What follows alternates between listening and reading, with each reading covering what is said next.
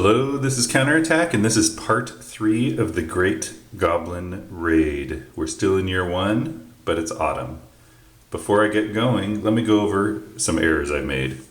The first is another correction to game turn 1 back in spring. I'm going to just grab a random unit to use as an example, but I had a Fjordland unit at the start of their move sail up to Nordholm, place a control marker, and then continue moving. I couldn't have done that. You can only place a control marker when your activation ends. So I would have had to, if I wanted the control marker, I would have to stop there and then end my activation and then place the control marker. So Fjordland got a little bonus by my error there. In game turn 2, summer, I once again didn't understand the arcane study rules. I don't know what's wrong with me. The rules are pretty clear. So here's the final corrected way to do them. When a player ends their turn, they flip this marker over and both players resolve the marker. They draw spells based on this marker, right? And then when this guy's turn goes, flip this marker, both players again perform arcane study using the value on this marker. We're going to do the right thing this turn. Another error. I built this siege engine here and it went 1-2, ignoring the extra cost of mountains because goblins ignore mountains. Except siege engines never ignore those rules. So the Oathborn have a similar capability as the goblins. Their siege engines also cannot ignore the mountain cost. So this guy got here way too fast. When I played the Northern Rangers card, I didn't quite read this correctly. It says it converts 2 white dice into 2 black dice. Okay, so I only converted it into 1. And finally, hopefully finally, when the Fjordlanders retook this settlement, which is a neutral settlement, from the goblins, if I recall, I said they couldn't loot it because it's a welcoming settlement. But when it's under control of the goblins, it's not welcoming, it's filled with goblins, okay? So they could have looted it, okay? And then converted it back to a friendly, place a control marker if they want, but they did choose to raise it. Finally, not an error so much as an omission. This hill troll, I think it's had 2 chances to regenerate. So it's got this little blood drop icon. That means it has regenerative capabilities. It can do that as a free action. So right after like taking a hit in battle, it can immediately regenerate. You can do it as a free action anytime during its turn, and it does not have to be next to a friendly settlement or in a friendly settlement. So I think that one's okay. I don't normally like rolling things back, but I don't think it affects the game, and I definitely would have done that if I was, not brainless. So think that's enough. We're gonna start play. Income actions step of the income phase. Do we want to disband the siege engine? No, we need it to take Belganot. We're playing the goblins right now, of course. The goblins are a Shashka kingdom, so they may lay waste to any number of settlements they control. They currently control 1, 2, just 2. That's a little scary. They're gonna have to pay 2 gold for them, so that's one reason they would want to lay waste to them now. They currently have, looks like 0 gold. Is that possible? It's been about a week since I played the summer turn, and I swear I had saved like some gold off to the side, but there's 0 gold over there. So if I don't get gold now, they'll have to then pay 2 gold, and if they can't pay 2 gold, they collapse. They could sell a treasure card for 2 gold, but I haven't actually gotten any treasure cards in this game yet. So I think they're gonna have to lay waste to one of these places. If I lay waste to both, they're out of the game. So actually they're kind of hurting a little bit. We're gonna lay waste to Barzarak. So we take this marker off and we lay waste, meaning it's been raised, and we get 3 gold for that. And note the raised markers, they all say raised on one side, but some of them have like a mountain or wood symbol, and that's because since this has a mountain symbol, raising it to the ground converts it into mountains, okay? So we'll go ahead and get 3 gold for that to prevent collapse. We're done with the income action step. Now the income step, where we either collect income, not this faction though, or we pay for our settlement. So we're going from 3 gold down to 2 gold. Now the activation phase, we're going to mark all our units ready and we would unlock any locked heroes. We don't have any. Okay, we've done that. Note the 2 monsters under the Goblin's control also are ready. Okay, so they're available for some fun stuff. So I think the first thing I want to do though, is I'm going to go way up here. Remember this guy way up here? He's going to make another attempt to attack Gorpin. Okay, and the reason I want to do that is I need money and I need to loot someplace to get money. So interesting thing about goblins and orcs, which aren't in this game, is they don't have an income. They get it from looting, laying waste, and they can get money from defeating monsters, selling treasure cards, which you generally get from monsters. So this is the goblin attack. I'm just looking at all the cards available. You know, there's nothing really appropriate here, I don't think. I'd rather use them for other purposes. So here we go. Misses. That one settlement. Fires back. Miss. Well, I guess next turn. Next, one of my favorite monsters, the Hammerhead Walrus. It's going to conduct a strike. It's a sea monster, as a reminder. Sea monsters have a range of 4 hexes when conducting a strike. It has 3 white dice. We're going to strike these guys over here because they're damaged. So we're going to roll here.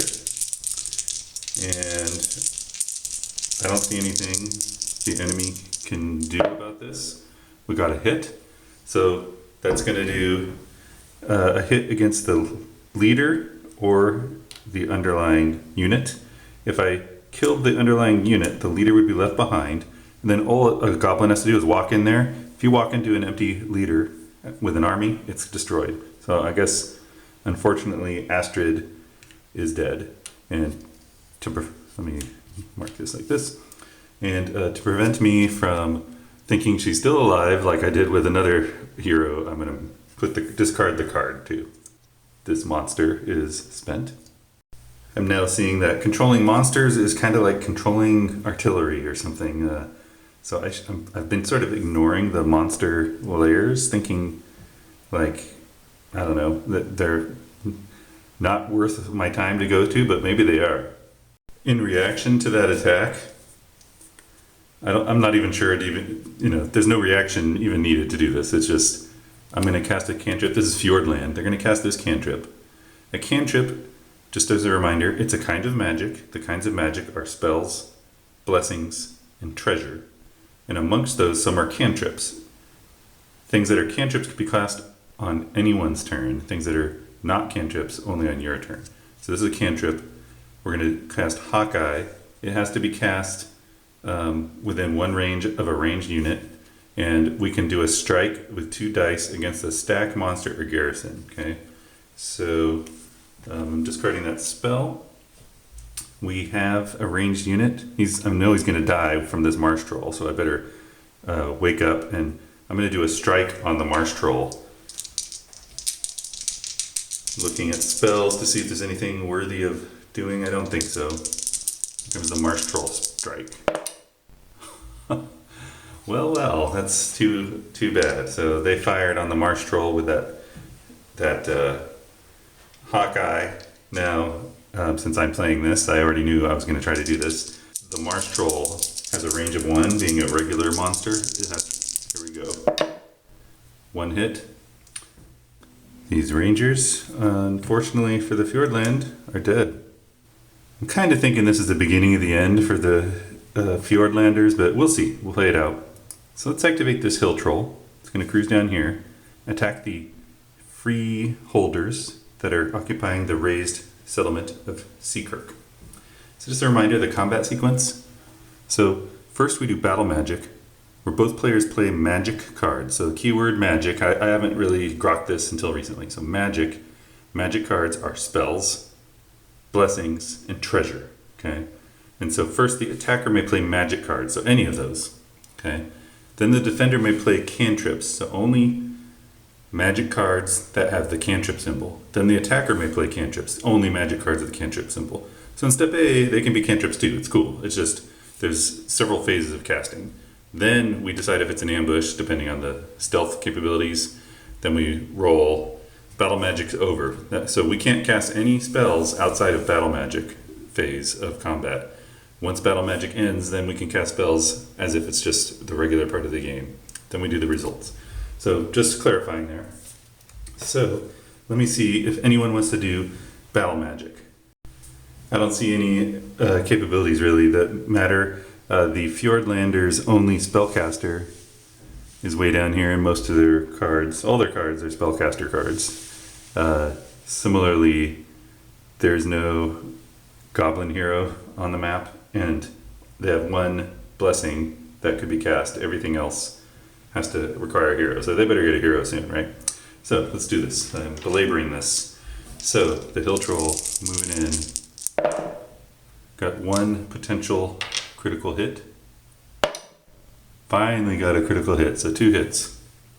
Let's see how the freeholders hold up. They got 2 hits, canceled out. This guy's spent. Okay, enough of this not having a hero. Goblins spending their last 2 gold to randomly draw a hero. We're gonna build them here in this settlement here. Actually, I can build them here. So when you build, excuse me for the camera movement, when you build a hero in the middle of a settlement, of course they start ready, like any other. If you build them next to the settlement, they start unready or spent. But if you build them on a unit, it takes on the status of the unit, okay? Likewise, if I built a unit on top of a spent hero, it would become spent, okay? So I think I got that right. So we'll build this guy on top of this unit. Well, I think so. So let me go dig out that hero. That's Finger Cutter. Oh man, that guy sounds nasty. So his name's Finger Cutter, and he's a spellcaster. Good. While stacked with a fragile army, Finger Cutter's stack ignores 1 hit during combat. No effect versus strikes. Okay, that's cool. So I don't see any fragile units I can build him with, but I can build a fragile unit. Yeah, so I'm going to build him. Well, this is the only place I can build him ready or here, so I'm just going to do this for now. The main reason I care is I need that symbol in order to cast spells, with these spells anyway. So, next, I built this huge mountain troll. I know he's probably going to wipe this out. Oh, it's already raised too. So note this hexagon, this black hexagon around his movement factor. That means he's huge. So if he walked into a settlement, it would be instantly raised, even if it's a friendly settlement. So got to be careful with those huge guys. But this settlement's already raised, so yeah, let's just go. There's nothing the enemy can do right now. I don't want to cast any spells. I feel like this guy's got this. We got 1 hit. Maybe he doesn't have it. 1 hit. Wow, okay. Maybe I need to be throwing some spells in. You know, I'm not even sure why I'm wasting these guys on this guy over here, because it's raised, so it's not really much of a benefit for me. I'm just being dumb. So I should be focusing on Belgunot here. Yeah, let me get focused here. So first off, this guy here, he can't go through this lake here, right? So he's going to attack just to clear the way. Okay, so he's going to clear the way. Let's see what we got here. That's a black die and 2 white dice. Yeah, in fact, hold on, I'm not going to do that. We got the spellcaster out. We're going to cast Ice Storm on this freeholder. Do a strike with 2 white dice against a stack, monster, or garrison. Okay, and within 2 hexes, which it is.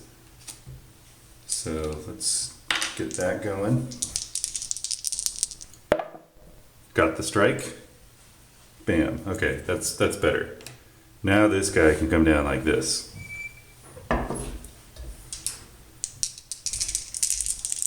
I don't see any spell worth casting. So there we go. No hits. Let's see how those freeholders do in response. 1 hit. Damaged. By the way, this is a fortification. Just as a reminder, I have a siege engine right next to it that is canceling out the fort bonus. Okay, this guy coming down, attacking. No hits. Wow. Defense. One hit. He's destroyed. I'm kind of cool with that because Lord Kark has blessed me. Play when a goblin army is eliminated, gain a hero. This is the gain a hero symbol. Also, gaining a hero, you can put it anywhere, even in a besieged settlement, because this is brought in by a spell. Let's see what we got. Here's the hero. It is Turku, something like that. So we'll just throw him there for the sec. Turku. Okay. He has Pyromania. I can lock him. He also has a spellcaster. I like how the spell thing is inside the fireball there. He's a spellcaster. Strike adjacent target unit, monster, or garrison with a white die by locking. Okay. I think he's going to join with these hobgoblins down here. And those hobgoblins are now going to attack. No, what am I saying? We're going to lock we're going to lock that pyromaniac Turku like this, because he's going to fire his fireball at these freeholders in Belgunot. Missed. Okay. Now the stack is going to attack. Black and 2 whites. Belgunots. Man, hanging on. It's coming though. There's 1 hit. Defense. Cancelled. Note this guy is stealthy with this marker, this icon. So he can do a normal attack or a strike, right, with stealth. You cannot do an ambush, that strike that I mentioned, against a fortified settlement. And I was checking to see like if a siege engine cancels that capability out. I don't think it does. I think the siege engine only cancels out the negative modifier when attacking a settlement. It doesn't cancel out the prevention of an ambush into the settlement. Okay, so that I think thematically that makes sense. It's probably correct. I think, well, I'm running out of big guys and I have no money. I really need to get a settlement.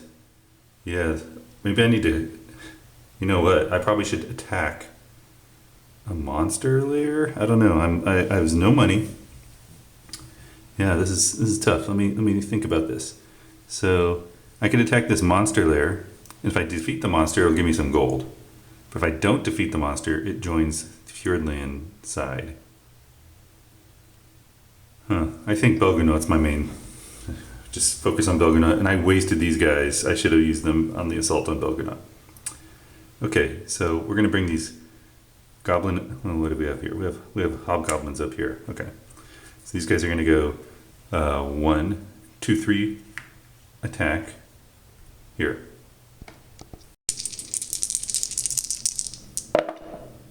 Okay, got 2 hits. That might be it. That might be what we need. Is the defense. No cancellations. Finally. This guy's destroyed. These guys advance in. They loot. Get 3 gold back. I'm not going to spend that right now. They get a new control marker. The Fjordland income goes down by 1. It's now at 8. Now, I don't know what I was thinking with Fjordland, but check this out. There was some goblins last turn sailed down to here. 1 was destroyed. But now this one's just sitting here ready to go to take Ogrvik, which is not fortified. So, I mean, what was I thinking? Attack that. Let's see. I am in range of a spellcaster, but I need a cantrip, and the cantrip that we have, this is the only cantrip Fjordland has, and it can only target a stack using ship movement. Wow, they lucked out. The Fjordlanders did, I should say. Okay, up here, this now raised city, it's now mountains. Got another hill troll. These guys are solid. I come down here and attack. So the question is, do I just want to clear the freeholders out here or make an attack against the Bjornfoss? I don't know what Bjornfoss means, but probably some kind of fort sounding name. But the Bjornfoss is fortified. So I would be rolling at -1 on my dice if I went here, but it would be so groovy to take it, you know? So we're gonna just take the risk. My siege engine can only move 2, and even if I like somehow made some room for it, I can't get it down there. I don't have spells or anything to cancel movement because the mountains here cost 2. So yeah, here comes that hill troll. So I got a 3, 3, and a 2 because it's all -1. That's too bad. Let's see how the defenders in Bjornfast fight back. You got 2 hits back. Wow. Interesting.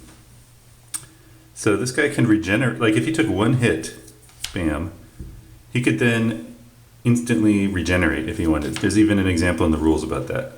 But my reading is if he takes 2 hits, he doesn't have a chance to regenerate. I don't think I can regenerate in between hits. So correct me if I'm wrong there, but that's my reading. So wow, that was a lucky hit on a very nice unit. Let's see, I think these goblin elites, they're gonna go 1, 2, 3. Might be making some big mistakes here, but I feel like the goblins are in grave danger. They're gonna go against this guy, actually. 1 hit. Now the defender defends the 2 dice, but he's in mountains, so I'm taking a risk. But I do have, I win ties for being ranged. Well, that's not a tie. I think we're going to move our siege engine through here, so the next turn it can go 1, 2 and get next to the Bjornfoss. This goblin sneak, he can go 4. We can go, I was thinking I could get him farther. So I guess he's going to go, we'll just get this guy out of here. 1, 2, 3, 4, and we're going to do a strike on them. Well, what I should say is we're going to do an ambush. Now, ambush happens after battle magic, so there is battle magic capability, but no, there's nothing going on here. Let's see, is that true? Yes. So, yeah. So he's going to do an ambush, so that means he gets to roll a strike. He only gets 1 die. Okay. Missed. Well, not sure if that was the right approach. I guess it doesn't matter. Here's the return strike. He's dead.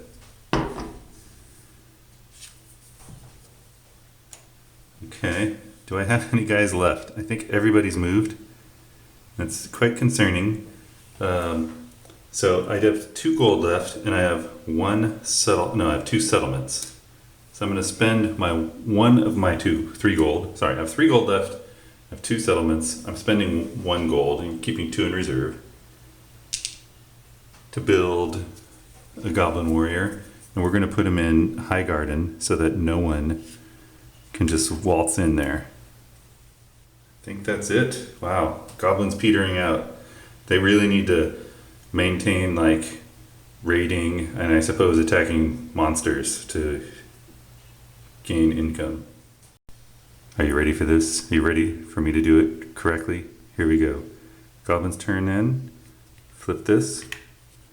We have a glyph. Both players are going to resolve that glyph. Yay. So goblins are going to draw up to 3 spells first off. So we get to study 3 different disciplines. That's treasure, spell, and blessing. No one has treasures yet, but you may, in each discipline, you may you can discard like 1 spell or 1 blessing. So I'm going to discard this spell. And I already have 1 spell, so I'm going to draw up to my max of 2 or of 3. So I have 1 already. So there's the 2 and 3. And then I have no blessings, so we'll go draw a blessing. Okay, that could have come in handy earlier. Then the Fjordlanders, they already have a blessing, and I think they like it. They have 2 spells. I think they're going to get rid of this spell, which you would use against a target stack going by ship, and I don't think that's going to be that common with the goblins. They still have another spell, and so they're drawing 2. So all good. All right. Please tell me I did that correctly. All right. Fjordland turn next. Fjordland income. They control 8 settlements. They get 8 gold. Activation. They have no locked heroes, but we're going to ready all their units. That didn't take very long because they only have 6 units. Yeah, so now activation phase, and I think I've got like a fun little plan. I keep despairing like for each side as they're playing, which I think means the game's balanced, you know. But I think I have a plan. Okay, I think the first thing I'm going to do is purchase a hero with my 8 precious gold. It's going to cost 2, so let me spend that 2 here. Okay, what is this guy? Kronax? Something like that. Let's throw him there for a second. Let's find Kronax. I'm hoping for a spellcaster. I don't know. I'm pretty sure there are some that are not spellcasters. This Kronax doesn't look very magically. Oh, he's magic. Yeah. So Kronax the Berserker, he has a Song of Slaying. Army and Kronax's hex gains 2 black dice, but he dies from his putting it all into his song, I guess. Okay. Okay, cool. We're going to drop Kronax over here on these sea reavers. And the first thing he's going to do, he's going to call in a tsunami. Okay, so that gives him, and so within range 3 against a stack monster or garrison adjacent to a sea hex. This is a sea hex. This guy's adjacent to a sea hex. Right? I think I read that correctly. Just because it's a sea monster, you know, maybe thematically it shouldn't be able to harm it, but I'm doing it.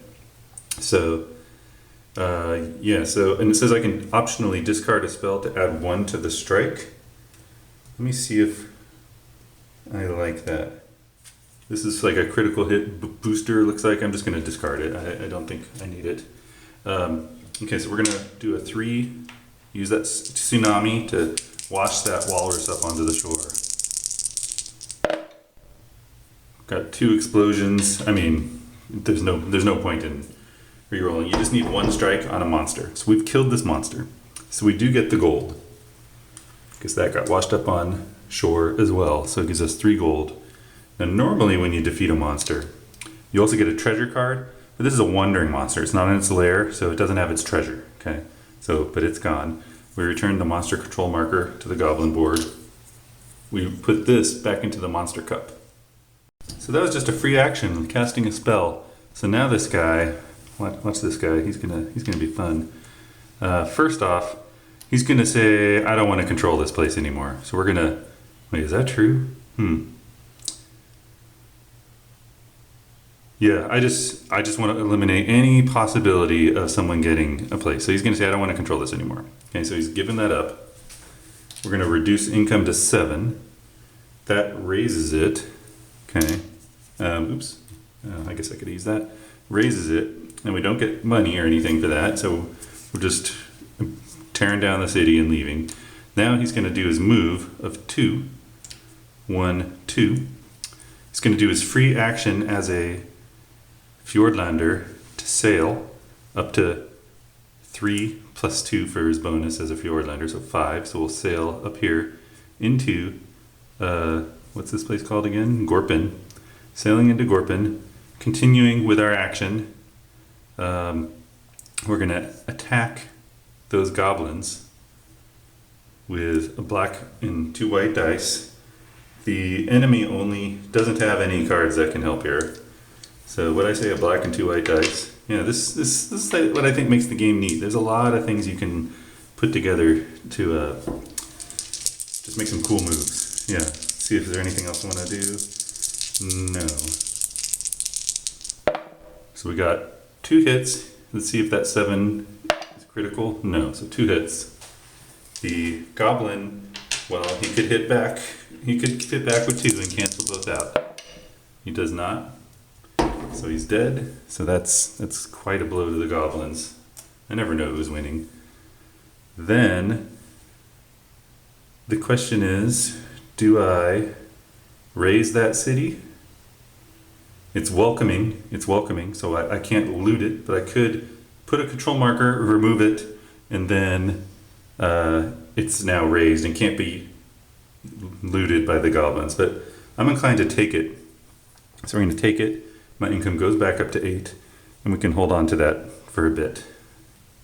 Yeah, I liked that move. Okay, next. I think this guy here in Seakirk, there's no point in hanging around with 2 trolls about. So we're going to bail out of here. I have to be careful because I am within, potential range of these spellcasters, but I'm just going to risk it. His start of his move, I think, will be a sea move. And I think he's just going to sail down to here. He can go, it's not a port anymore, so he can go 3 plus 2. So 1, 2, 3, 4, 5 as my finger in camera. No. 1, 2, 3, 4, 5. So I'm just worried about goblins like sailing down and stuff. And then it only costs 1 to recover. So we'll pay 1 gold. We're down to 8. So yeah, we're flush with gold right now. So we'll recover there. Just trying to protect some things, Let's see what else we got over here. Okay, I think I'm really liking how mobile the Fjordlanders are. So Thor, who's a move of 6, but his underlying unit 3. Like I want to get him over to attack this guy, right? And I got these mountains and woods in the way. 1, 2, 3, I could go there. 1, 2, 3 there. But I think I'd rather do a sea move as part of a free action before I even start moving. So we're going to go 1, 2, 3, 4. This is technically a coastal hex into this town to protect it, and then do an attack. But I'm going to Thor, as long as he's in a coastal hex, 1 white die can be treated as a black die. So I think I'm going to do that. And yeah. So let's see. We get a black and a white die, and I'm looking if there's anyone in spellcaster range. Nope, they're just out of range. By the way, I'm compartmentalizing my brain so I don't take into account the spells of either side. I'm trying to avoid secret knowledge. So yeah, here we go. We got this bonus black die that replaced a white die. We got 1 hit. Let's see if that's enough to kill that goblin. So the goblin is in. Oh no, he's in clear. Note there's like mountain depictions, but the center of the hex is a plains. So nothing. Wow, okay. Fjordland coming back. I'm starting to think they're going to win. Man, this is pretty cool. Okay. Well, yeah, I still have some money, and I probably should spend it all. I think these freeholders, I want to get them out of that settlement so they can go do something. So I can build there, actually. So I'm able to go. They can go 3, so 1 across a minor river. I call it a minor river. It's a river, but minor river versus a major river. 1, 2 into the hex, 3, and they're going to attack the siege engine. Except Turku is going to cast a sleep spell on these guys. They all fall asleep right before battle, canceling the attack. All right, this might be dumb, but I'm going to spend 7 gold. That's out of my 8 gold to build our 1 mega unit, the Draken. Costs 7. It's feral. It's huge. Funnily enough, did I find a loophole in this game? So if I build this guy here, he's huge. He would destroy my settlement. He'd raise it. And the raised settlement can't be used by the goblins, right? He could just fly around and raise all my settlements and prevent the goblins from capturing one. It's pretty gamey, but I'm actually kind of, would I want to give up that fort though? It's like very close to the goblins too, right? So I don't know. I do think it's gamey. I would like the designer to tell me what they think about this. So we're going to build that guy there for 7. That immediately raises this fort. Might be dumb. Immediately raises it. But that also means the goblins can't benefit from it for the victory conditions. I feel like maybe the scenario should modify it a little for this, but okay, so he can move 3, he flies, he has ambush, he's feral, which we haven't covered yet, probably won't come into play really, and he is ranged, so I guess he's a breath weapon. So flying, you just ignore the underlying terrain. You can even ignore enemy units provided they don't fly or they're not ranged. So I can like fly like, that guy's not ranged, so I can go 1, 2, 3. Can't stop on an enemy unit. So we'll cruise. I think we'll just cruise over here. See if we can take back this place. So let me look at some spells. They're none appropriate. So the question is, do I do a strike here? A strike at most can do 1 hit unless I roll a critical hit, in which case it can do at most 2. So I think I'd rather just go full in without doing a strike. And when I say strike, ambush, he's stealthy, so he can ambush. We're not going to try to ambush this place. Let me remind myself. Yeah, that's under control, yeah. So here we go. Well, that's unfortunate. The counter attack is coming in with a black and 2 whites. Wow. Wow, did we just lose? That was a 7. So I think we just lost this guy. Wow. Okay, high risk. High loss. Wow. Okay. Well, I was thinking I was a military genius doing that one. Okay, so this freeholder, he is going to retreat back a bit. He's going to go 1, 2, maybe I'll just go here. So just establishing some defensive locations. Question about this guy, I think he needs to hang out here. Now the goblins' best sea move they could do is 3 right now, so they cannot get down to these cities or settlements down here. So that's why I'm like okay with this stuff. But I think someone can't even get here, but you never know. You never know with magic and stuff. So he's just gonna like chill out in Astrid Fjord. Okay, wait for it. We're gonna do it again. Fjordland's turns over, flipping this, another glyph. We're gonna check out Fjordland's cards. They have these. I think I don't like this summon the dead one.